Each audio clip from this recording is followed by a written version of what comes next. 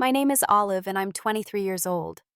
For most of my childhood, I lived in constant fear of my older brother Jackson. His bullying went far beyond normal sibling rivalry. It was calculated, cruel, and sometimes violent. What hurt the most wasn't just his behavior, but how my parents consistently ignored it, dismissed it, or blamed me. After years of being told I was exaggerating, I finally moved out at 18. 5 years later, everything changed.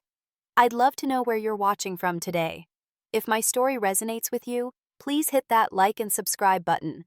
Have you ever had to make a difficult choice to protect yourself from family? Let me know in the comments. I grew up in what appeared to be a typical middle-class family in Chicago. My father Thomas worked as an engineer while my mother Diana was a nurse at the local hospital. From the outside, we seemed perfect. A nice house in a good neighborhood, family vacations every summer, and plenty of photos showcasing happy moments that lined our hallway walls. In my earliest memories, I actually idolized my brother Jackson. He was 5 years older, which made him seem infinitely wiser and cooler in my young eyes. I remember following him around the house, wanting to play with his toys and be included in everything he did. Sometimes he would humor me, teaching me card games or letting me watch as he built elaborate structures with his building sets. Those rare moments of connection are still clear in my mind, perhaps because they became so scarce as we grew older. Everything began to change when I turned 8. Jackson was 13, then navigating the complicated waters of early adolescence. The first incidents were so minor that I barely registered them as unusual. A snide comment here, a hidden toy there. But I started noticing a pattern whenever I received praise from our parents or other adults. One particular incident stands out. My third-grade teacher had called home to compliment my reading skills, mentioning that I was reading at a fifth-grade level. My parents were thrilled, telling extended family members and hanging my perfect spelling tests on the refrigerator. That night, I found my favorite stuffed animal with its head nearly torn off stuffing scattered across my bedroom floor. When I ran crying to my parents, Jackson put on a convincing show of innocence. He suggested that maybe I had accidentally damaged it myself. My mother simply sighed and said, "Sweetie, these things happen. We'll fix it tomorrow." My father added, "No need for the dramatics, Olive. It's just a toy." This became the standard response to almost everything Jackson did. When he accidentally spilled juice on my homework, when my art projects mysteriously ended up damaged before school presentations, when items I valued disappeared only to reappear days later in unusual places. Each time my parents minimized what happened or found ways to suggest I was being too sensitive. I began noticing a complicated dynamic between my father and Jackson. Dad placed incredibly high expectations on him, especially regarding academics and sports. Jackson's response was often defiance, which created constant tension. Sometimes it seemed like my father was too exhausted from battling with Jackson to address the ways he was treating me. Other times I wondered if Dad was afraid that punishing Jackson would push him further away. By the time I was 9, I had developed my own protection strategies. I kept my most treasured possessions hidden in a shoebox under a loose floorboard beneath my bed. I completed school assignments in the library after school whenever possible. I learned to be quiet about achievements and to downplay any attention I received from relatives or family friends.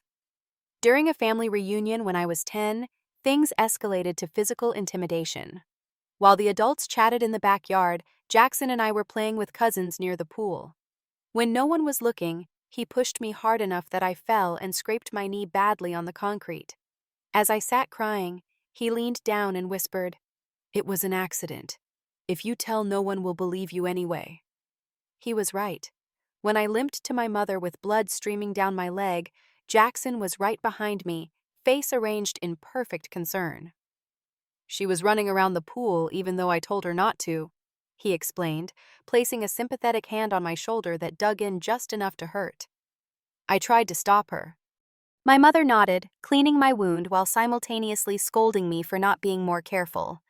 "You need to listen to your brother sometimes, Olive. He's just looking out for you." I looked at Jackson standing behind her, his face momentarily revealing a smirk before shifting back to concern when my mother turned around. That was the moment I truly understood I was on my own. No one was coming to rescue me from my brother, least of all my parents. As I entered my preteen years at 12, Jackson was 17, and the bullying had evolved from annoying to genuinely frightening. His physical size advantage was substantial now, and he used it to intimidate me whenever our parents weren't looking. He would corner me in hallways, blocking my path until I was nearly in tears. He would stand in my doorway watching me, refusing to leave until I screamed for our parents, at which point he would quickly walk away, making me look irrational when they arrived. The psychological warfare was equally damaging. "No one actually likes you," he would tell me casually at breakfast. "Your friends just feel sorry for you." Or, "I heard Mom and Dad talking about how disappointing you are." These comments were always delivered when we were alone with no witnesses. One incident stands out as particularly devastating. In 7th grade, I had worked for months on a science project about ecosystem development. I had created a complex terrarium with multiple layers and carefully documented the changes over several weeks. The night before the science fair, I came home from a study session to find my terrarium destroyed. The glass was intact, but someone had poured a caustic substance inside that killed all the plant life and left the interior cloudy. Jackson was sitting in the living room with a satisfied expression when I ran downstairs crying. My parents were confused by my distress until they came to see the damage. "It must have been something wrong with your experiment design," my father suggested, examining the container. "Perhaps you introduced an incompatible element." "I didn't," I insisted. "It was fine this morning before school. Someone did this deliberately." I looked directly at Jackson, who maintained a perfect mask of innocent confusion. "Are you suggesting your brother ruined your project?" My mother sounded genuinely shocked. "Why would he do such a thing?" "Because he always does things like this. He hates when I succeed at anything." My father's face hardened. "That's a serious accusation, Olive. Jackson has been home all afternoon studying for his calculus exam tomorrow. He wouldn't waste time sabotaging your project." What they didn't know was that Jackson had texted me earlier that day, "Good luck with your stupid plants tomorrow." I showed them the text, but Jackson simply shrugged and said, "I was just wishing her luck." How is that threatening? The next day, I had to present an incomplete project. The teacher was understanding but confused by the sudden failure. I lost my chance at the blue ribbon I had been working toward, which went instead to Amanda Peterson, whose solar system model was admittedly impressive, but nowhere near as complex as my living ecosystem had been. After that experience, I decided to confide in my science teacher, Mrs. Gonzalez. She was the first adult who really listened without immediately dismissing my concerns. "That doesn't sound like normal sibling behavior, Olive," she said gently after I shared some of my experiences. "Would you like me to call your parents?" I was hesitant but eventually agreed. That decision backfired spectacularly. Mrs. Gonzalez called that evening and spoke with my mother. By the time I got home from my after-school program, both parents were waiting with stern expressions. "Your teacher called with some very disturbing stories," my father began. "I can't believe you're spreading such tales about our family to outsiders." "They're not tales," I insisted, tears already forming. "Everything I told her is true." "Siblings disagree, Olive," my mother said in her practical nurse voice. "But claiming your brother is some kind of abuser is taking things way too far. You need to apologize to him." Jackson appeared in the doorway, then his expression perfectly calibrated to show hurt. "I don't understand why you hate me so much," he said, his voice catching slightly. I had to admit he was an excellent actor. "I try to be a good brother." The most infuriating part of Jackson's behavior was how differently he acted when other people were around. With my friends, he was charming and protective, the ideal big brother. He would offer to drive us to movies or help with homework. Several of my friends developed crushes on him, telling me how lucky I was to have such a cool brother. When I tried to explain how he really behaved, they thought I was exaggerating or joking. This left me increasingly isolated. Who would believe me when the evidence in public contradicted everything I said? The only person who seemed to see through Jackson's facade was my grandmother, Sarah, my mother's mother. She lived several states away in Florida, but during her twice-yearly visits, she would watch Jackson with narrowed eyes. "That boy isn't right," she told me once when we were alone. "I see how he looks at you when he thinks no one is watching." But even Grandma Sarah couldn't do much from a distance. and my parents dismissed her concerns as old woman's paranoia. I developed strategies to minimize my time at home. I joined every after-school activity possible: the debate team, yearbook committee, volunteer group, anything that would keep me occupied until dinner time. I made friends with people whose homes I could study at. I spent weekends at the public library until closing time. I became an expert at avoiding Jackson, developing an almost sixth sense for when he was nearby. Then came the incident with my diary. I had been keeping a detailed record of Jackson's behavior, dates, times, exactly what he'd done and said. It was my way of proving to myself that I wasn't crazy, that these things were really happening. I kept it hidden inside a hollow book on my shelf, thinking it was safe. One day I came home to find the pages torn out and shredded on my bed. A note lay on top: "Nice stories, very creative." The handwriting was unmistakably Jackson's. My record of evidence, my validation destroyed in an afternoon. When I confronted him, he just laughed. "No one would have believed it anyway," he said with complete confidence. And the worst part was, I knew he was right. By the time I reached 15, the situation at home had become nearly unbearable. Jackson was 20 and attending the local university, still living at home to save money, though he spent plenty on his car and going out with friends. Despite being in college, his fixation on making my life miserable never wavered. The constant stress began taking a significant toll on my mental health. I developed anxiety that manifested in physical symptoms. Stomach aches kept me home from school several days each month. I had trouble sleeping, often lying awake listening for any sound that might indicate Jackson was near my room. My grades, once consistently excellent, began to slip as I struggled to concentrate. Teachers who had once praised my participation now sent notes home about my withdrawal in class. During a particularly difficult week, when Jackson had been especially vicious, hiding my laptop the night before a major paper was due, I decided to make one final attempt to get through to my parents. This time, I would come prepared with evidence they couldn't dismiss.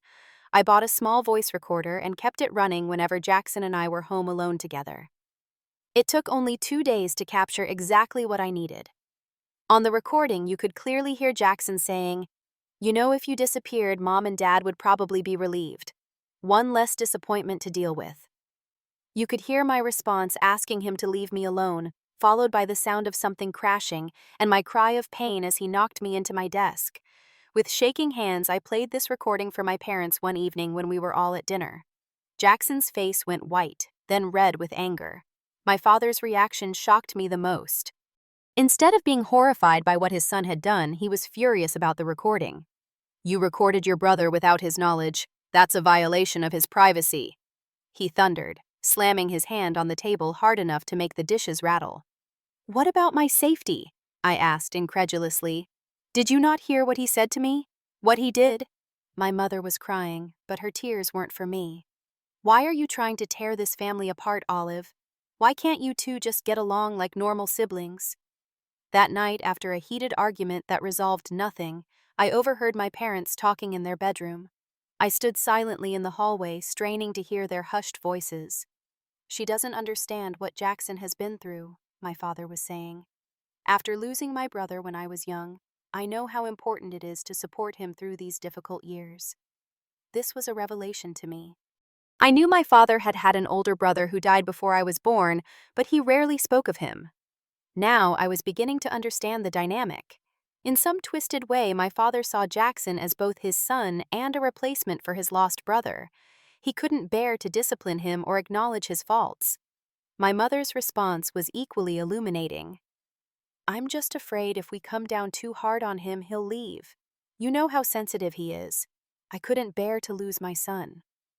The irony was staggering. They were so afraid of losing Jackson that they were perfectly willing to sacrifice me in the process. I was the expendable child, the one expected to endure, to forgive, to accommodate. Around this time, I formed a close friendship with Madison, a new student who hadn't been influenced by Jackson's charm offensive. When I eventually confided in her about my home situation, her reaction was validating in a way no one else's had been. "Olive, that's not normal sibling rivalry," she said firmly. "That's abuse, and your parents are enabling it." Hearing someone else call it abuse was both shocking and relieving. It gave me the vocabulary to understand what was happening to me, and the permission to see it as genuinely wrong, not just an unfortunate family dynamic I needed to tolerate. Our friendship became my lifeline, but it also became a target for Jackson's interference. When he realized Madison was becoming a source of support for me, he began trying to sabotage our relationship. He would forget to give me messages when she called the house phone. He told her I had said negative things about her when I hadn't.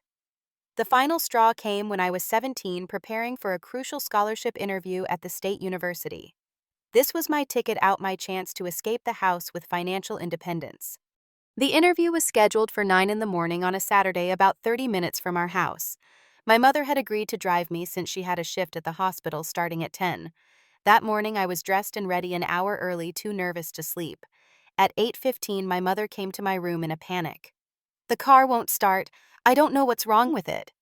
Sure enough, the family car made a horrible grinding noise when she turned the key but wouldn't start. My father was away on a business trip and we had no other vehicle. I was on the verge of tears, seeing my opportunity slipping away, when Jackson appeared in the garage doorway. "I can drive you in my car," he offered magnanimously. My mother looked relieved, but I felt only dread.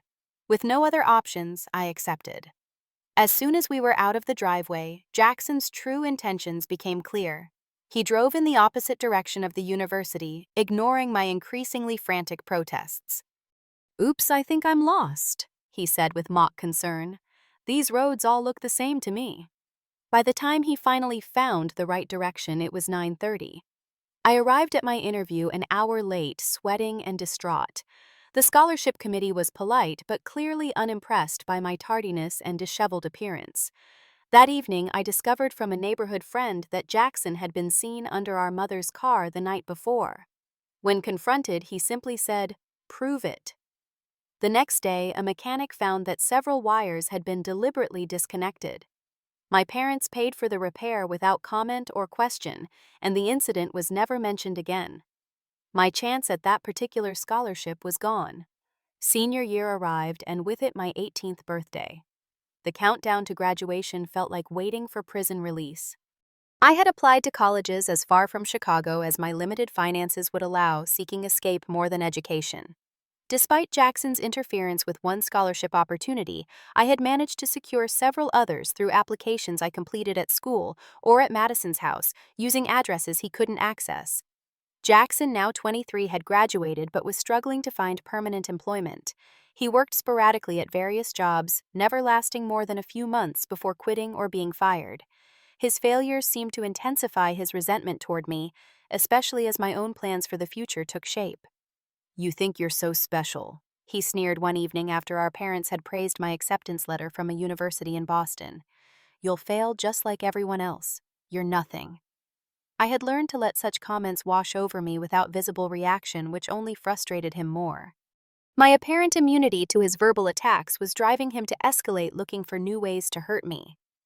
The night before graduation was when everything finally shattered beyond repair.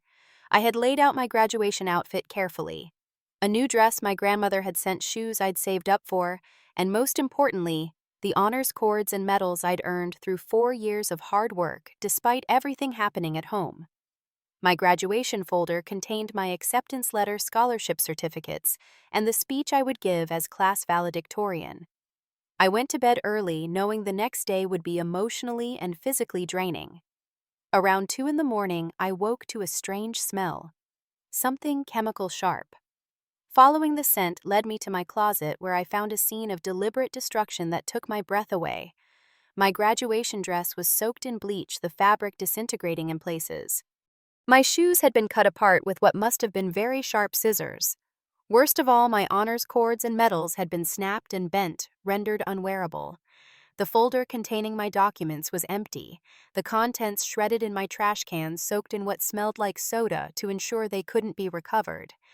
I stood in silent shock, unable even to cry. This wasn't an impulsive act of jealousy. This required planning, deliberate cruelty, and the intent to hurt me on what should have been one of the proudest days of my life. I walked woodenly to my parents' room and woke them, asking them to come see. Their initial grogginess gave way to shock as they surveyed the damage. My mother gasped, hands covering her mouth. My father's face went through a series of expressions, settling finally on something like resignation, rather than the anger I had hoped for. "Jackson!" he bellowed, striding toward my brother's room. Jackson appeared in his doorway almost immediately, not sleep-rumpled but fully dressed, clearly having waited to see the results of his handiwork.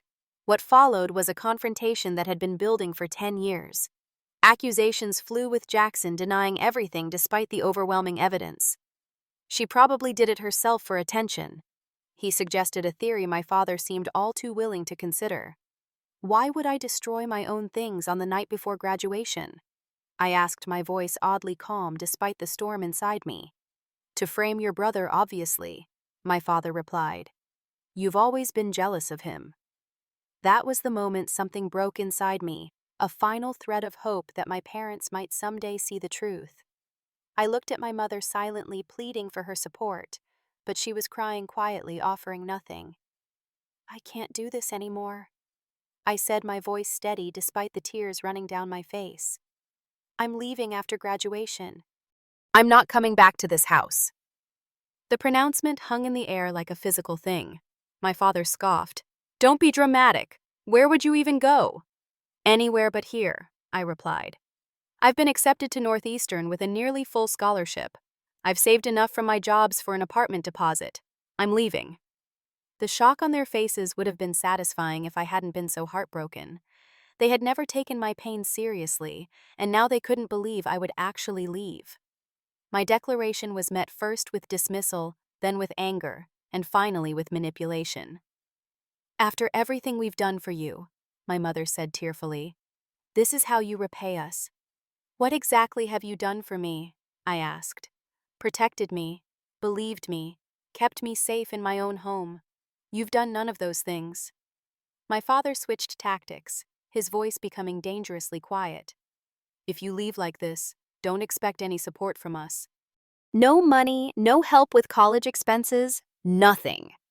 I've never expected that, I replied, surprised by my own calm. I've been planning this for 2 years. Every penny I've earned has gone into a bank account you don't know about. My scholarships are already arranged. I don't need anything from you. The truth was, I had been meticulously planning my escape since I was 16. Every babysitting job, every shift at the local bookstore, every birthday check from relatives had been saved. I had researched housing options, budget plans, student resources. I had arranged for my important documents like my birth certificate and social security card to be stored at Madison's house. I was more prepared to leave than they could possibly imagine. As the reality of my decision sank in, my parents' reactions diverged. My father became coldly angry, making threats about cutting me off completely. My mother became hysterical, cycling between begging me to reconsider and accusing me of destroying the family. Through it all, Jackson watched with an expression I couldn't quite interpret. Satisfaction certainly at the chaos he had created, but underneath perhaps a flicker of worry. His favorite victim was escaping, and without me to torment, who would be his next target? The next morning, Madison's mother picked me up for graduation. I wore a hastily purchased dress and borrowed shoes. The school provided replacement honors markers, though not the originals I had earned. I delivered my valedictorian speech with my head held high, speaking about perseverance and finding strength in adversity, with a depth of personal experience few in the audience could comprehend. My parents sat stiffly in the audience. Jackson had chosen not to attend. When the ceremony ended, I didn't return to their waiting arms for photographs like my classmates. Instead, I walked directly to Madison's car, leaving behind a letter explaining that I would contact them when I was settled in Boston.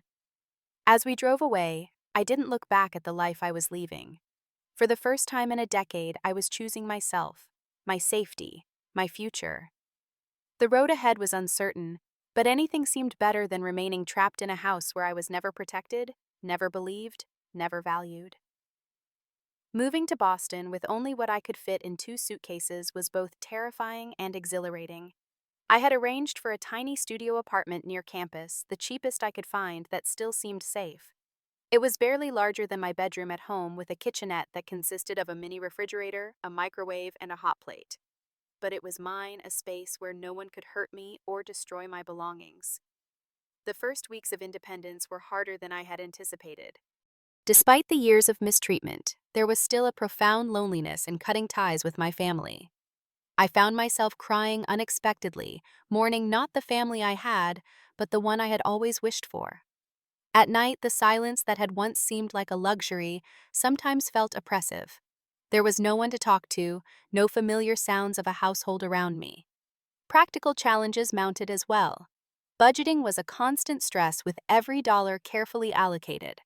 I took a job at the university library that allowed me to study during quiet periods. I learned to cook simple meals on my hot plate, mostly variations of pasta and rice dishes that could stretch for several days. The freedom of eating without Jackson's commentary or my parents' criticism was worth the limited menu. About 2 months into my first semester, I hit an emotional wall. The initial adrenaline of escape had worn off, leaving me to face the psychological aftermath of years of abuse.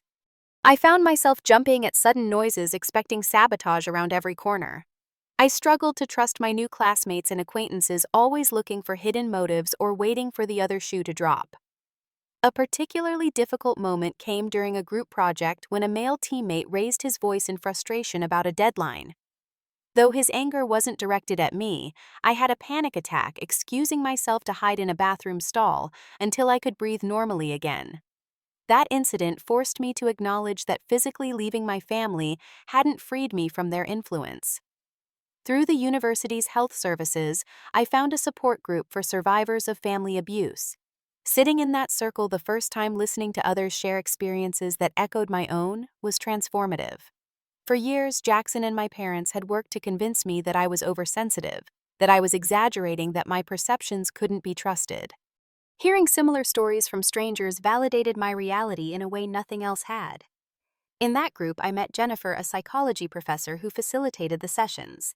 She took a special interest in my situation, offering guidance that went beyond our weekly meetings. "What you're experiencing is a normal response to abnormal treatment," she explained. "The hypervigilance, the difficulty trusting the self, doubt. These are adaptive strategies that helped you survive, but now they're getting in your way." With Jennifer's encouragement, I began formal therapy, working through the complex tangle of emotions about my family. Anger at Jackson for his cruelty, rage at my parents for their betrayal, grief for the childhood I should have had, guilt for leaving despite knowing it was necessary. Each session was exhausting but also clarifying, helping me understand patterns I had never been able to name before. As the months passed, I slowly built a new life. I excelled academically, channeling my energy into studies rather than survival for the first time. I secured an internship at a small media company that appreciated my writing skills and attention to detail. I made a few cautious friendships, learning gradually to let down my guard. My contact with my family during this period was minimal. I sent my mother occasional text messages, letting her know I was safe and doing well in school. Her responses were usually brief emotional appeals for reconciliation without acknowledgement of why I had left. My father didn't contact me at all that first year. I sent Christmas cards and birthday greetings out of a sense of obligation rather than connection. The most painful family event during this time was my grandmother Sarah's passing during my sophomore year.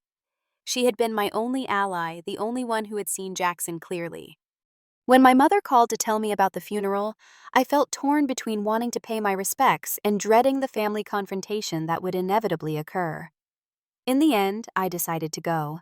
I flew to Florida for the service, arriving just before it began and planning to leave immediately after. My parents seemed smaller somehow, aged by grief, or perhaps by my absence. My mother embraced me tearfully, while my father offered an awkward handshake. Jackson stood apart, watching with the calculating expression I remembered so well. At the reception following the service, Jackson cornered me near the refreshment table. "So the prodigal daughter returns," he said, voice low enough that others couldn't hear. "Enjoying your freedom." "I am actually," I replied, surprised by my own steadiness. "More than you can imagine. They talk about you, you know, about how ungrateful you are, how you abandoned the family. A year earlier, this would have devastated me." Now I simply nodded. "I'm sure they do. That's easier than admitting the truth." Something flickered in his eyes. Frustration, perhaps, at my failure to react as expected. For the first time, I realized that my brother no longer had power over me. He could not destroy my property, sabotage my opportunities, or poison my relationships. The geography between us was a shield, but my growing self-confidence was an even stronger protection. I left the funeral knowing I had made the right choice in establishing my independence. The brief reunion had shown me that nothing fundamental had changed in my family's dynamics. My parents were still unwilling to acknowledge the dysfunction, and Jackson was still the same manipulative person he had always been. Back in Boston, I recommitted to building my own life. I declared a major in communications with a minor in psychology, fascinated by the ways people connect and disconnect from each other. I moved to a slightly larger apartment with a roommate I had carefully vetted, learning to share space in a healthy, respectful way. I even began dating cautiously, though I found it difficult to fully trust romantic partners. Through it all, I focused on a simple truth. I was no longer that frightened girl hiding from her brother. I was becoming someone new, someone stronger, someone who refused to be a victim. The journey wasn't linear or easy, but each day took me further from the person my family had tried to make me believe I was. The call came on an ordinary Tuesday afternoon, 5 years after I had left home. I was 23, working at a digital media company in Boston. My life settled into comfortable routines far removed from the chaos of my childhood. Seeing my mother's name on my phone screen was unusual enough to send a spike of anxiety through me. Our communication had been limited to occasional text messages and obligatory holiday calls. "Olive." Her voice sounded strained, older. "Your father has been in an accident." The details came in fragmented sentences. A car crash on the way home from work. Multiple injuries requiring surgery. Not life-threatening, but serious. She wasn't asking me to come home. She insisted. Just thought I should know. After hanging up, I sat motionless in my apartment, feelings colliding like storm clouds. Despite everything, these people were still my family. The thought of my father in a hospital bed stirred complicated emotions I hadn't fully resolved. Beneath the anger and hurt lay currents of concern I couldn't entirely suppress. After consulting with my therapist, I made the decision to return to Chicago briefly. "This isn't about forgiving what happened," she assured me. "It's about making the choice that lets you move forward without regret." 2 days later, I walked into Northwestern Memorial Hospital, my steps growing heavier as I approached my father's room. My mother was sitting beside his bed, looking up with naked surprise when I appeared in the doorway. She had clearly not expected me to actually come. "Olive," she whispered, rising to embrace me. I allowed the hug but couldn't fully return it, my body still rigid with protective distance. My father looked diminished against the white hospital sheets, his normally commanding presence reduced by pain and vulnerability. For a moment, I saw him not as the man who had failed to protect me, but simply as a person flawed and fragile like everyone else. "You came," he said, his voice rougher than I remembered. "I did," I replied, simply taking a seat on the opposite side of the bed from my mother. The conversation that followed was cautious, circling around safe topics: my job, the weather in Boston, the doctor's prognosis. But as visiting hours progressed, the weight of unspoken history pressed more insistently between us. Finally, during a lull when my mother stepped out to speak with a nurse, my father looked at me directly. "I've had a lot of time to think lying here," he said, "about mistakes I've made." I stayed silent, unwilling to make this easier for him. "I should have protected you," he continued after a moment. "From Jackson. From all of it. I failed you as a father." The admission I had waited years to hear landed with less impact than I might have expected. Perhaps because it came too late, or perhaps because I had already come to this conclusion without him. "Yes, you did." I agreed, my voice even. "You chose him over me every time." He flinched, but didn't deny it. "After my brother died, I think I put too much on Jackson. I couldn't bear to see him struggle or fail. I thought I was helping him, but I was actually making him worse, and hurting you in the process." When my mother returned, she seemed to sense the shift in atmosphere. To my surprise, she didn't try to smooth things over or change the subject as she once would have. Instead, she sat down heavily and said, "We've talked a lot about you since you left Olive. About what went wrong." "And what conclusions did you reach?" I asked, unable to keep a slight edge from my voice. That we were terrible parents to you, she said, simply, tears forming. We were so afraid of losing Jackson that we sacrificed you. There's no excuse for that. Their acknowledgement was something I had craved for years, yet now that I had it, I felt strangely detached. Their recognition of wrongdoing didn't erase the damage or the years lost. I had built a life without their support or protection. Their belated regret couldn't give back what had been taken. What about Jackson? I asked the question I had been holding since arriving. Where is he in all this? My parents exchanged a glance that communicated volumes. He's not doing well, my mother admitted. He lost another job 3 months ago. He's been staying with us again, but it's been difficult. He has problems with alcohol now and possibly other substances. There was a certain bitter irony in hearing that Jackson was struggling while I was thriving. The golden child had tarnished while the scapegoat had found her wings. I took no pleasure in his difficulties, but I couldn't pretend to be surprised either. Without me as a convenient target, Jackson's issues had nowhere to go but inward. He's been seeing a therapist, my father added. Court-mandated after a DUI. It seems to be helping him recognize some of his problems. Does he ever mention me? I asked, curious despite myself. Sometimes, my mother said cautiously. It's complicated. I think he misses you in his way, but he also resents your success. He keeps track of you online, you know. This information sent a chill through me, reminding me of the years of surveillance and sabotage. I'd like to see him before I leave, I said, surprising myself as much as my parents. Just once. They arranged a meeting for the following day at a coffee shop near the hospital. Neutral territory seemed essential for this encounter. I arrived early, selecting a table with a clear view of the entrance and easy access to the exit. Old habits died hard. Jackson arrived precisely on time, another surprise. The brother I remembered had delighted in keeping me waiting and controlling even small aspects of our interactions.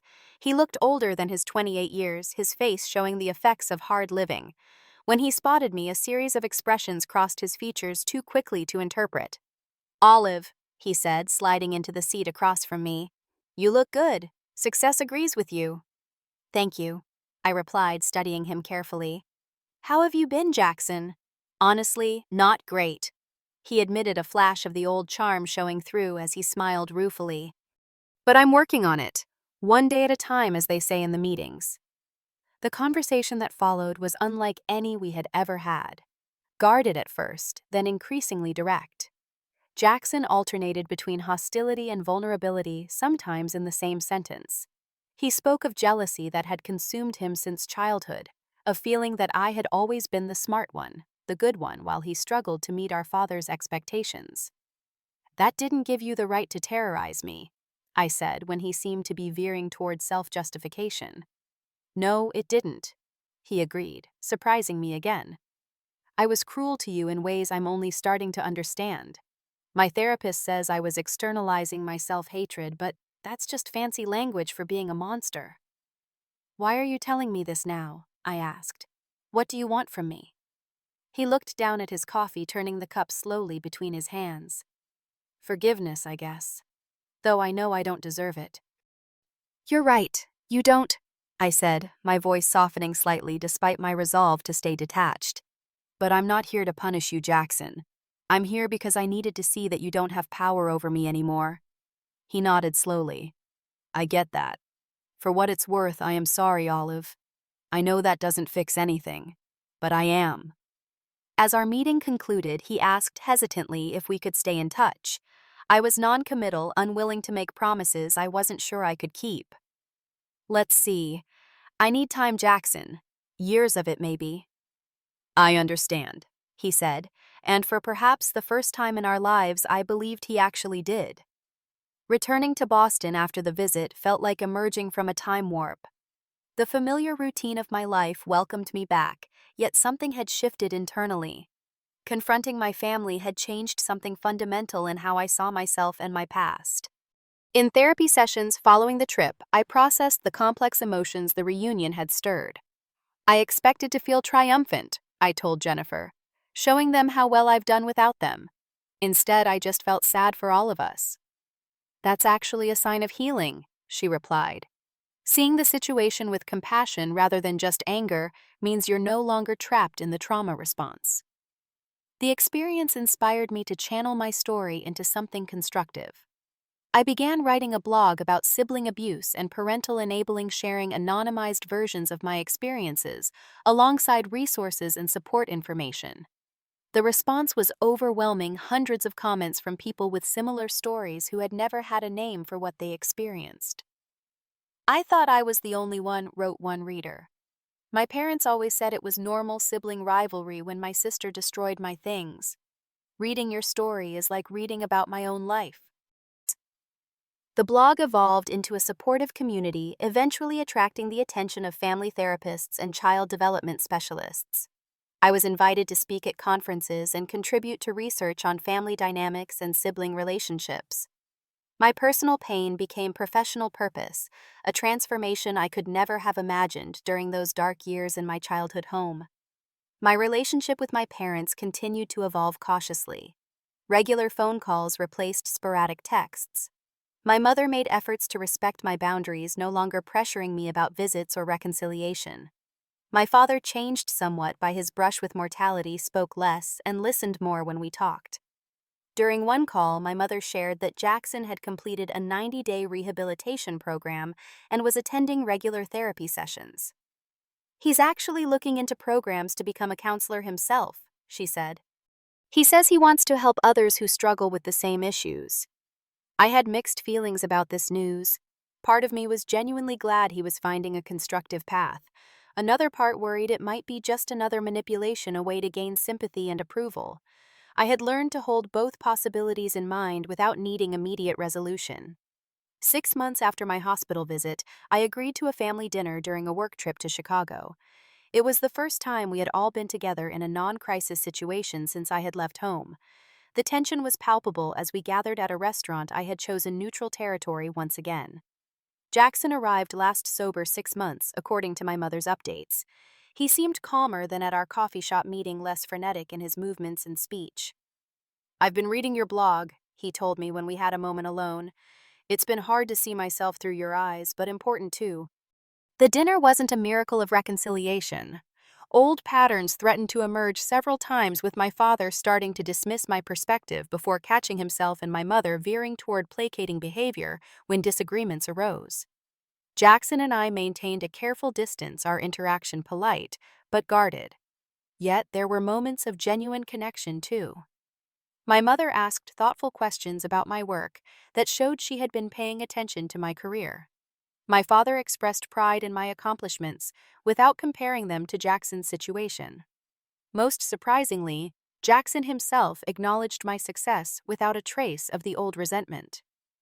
As I flew back to Boston the next day, I reflected on the journey that had brought me to this point. 5 years earlier, I had fled my family home with little more than determination and the desperate need for safety. Now I had built not just a secure life, but a meaningful one. I had transformed from victim to advocate, from someone who was acted upon to someone who acted with purpose. My healing wasn't complete and perhaps never would be entirely. There were still nights when I woke from nightmares of being trapped in that house, still days when a particular tone of voice or unexpected criticism could trigger old fears, still moments when trust came harder than it should with people who had never given me reason to doubt them. But I had learned that healing isn't about erasing the scars completely. It's about carrying them with the knowledge that they represent survival, not shame. It's about using painful experience as a foundation for wisdom, rather than a prison of anger. The question of forgiveness remained complicated. Could I truly forgive parents who had failed in their most fundamental duty to protect me? Could I forgive a brother who had systematically tormented me through my formative years? I had come to believe that forgiveness might not be a single decision, but a process that would unfold over time in its own way and at its own pace. What I knew with certainty was that I no longer defined myself by what had been done to me. My identity was built on my choices, my accomplishments, my values, not on my history as a victim. This was perhaps the most profound victory over the past, this reclaiming of self-definition. The relationship with my family, continued to evolve in small, careful steps. There were setbacks, moments when old patterns reasserted themselves. But there was also growth, particularly as my parents began to truly acknowledge the dynamics that had allowed the abuse to flourish. Jackson's journey was less certain, with periods of progress interrupted by relapses into old behaviors, though the worst excesses seemed behind him. I maintained firm boundaries, engaging with my family on my terms, and from a position of strength rather than vulnerability. I discovered that family connections could be reimagined rather than simply restored. We would never have the uncomplicated closeness that others might take for granted, but we were finding a new way to exist in each other's lives, one built on honesty rather than denial. What surprised me most was discovering that the truest family isn't always defined by blood. The friends who had supported me, the mentors who had guided me, the community I had built through sharing my story, these connections had a depth and authenticity that my biological family had never provided. They had chosen to stand by me, to believe me, to value me without condition. I've learned that leaving isn't abandonment, it's sometimes the only path to salvation. In walking away from toxicity, I found the strength to create something healthier. I've discovered that the most important relationship to repair was the one with myself, the trust I had lost in my own perceptions and worth. If you've connected with my story, please share your thoughts in the comments. Have you ever had to create distance from family to protect yourself? What helped you find healing? Remember to like and subscribe if you want to hear more stories of resilience and recovery. Thank you for listening to my journey, and remember that sometimes the bravest thing you can do is to walk away from what hurts you, even when, perhaps especially when it's family.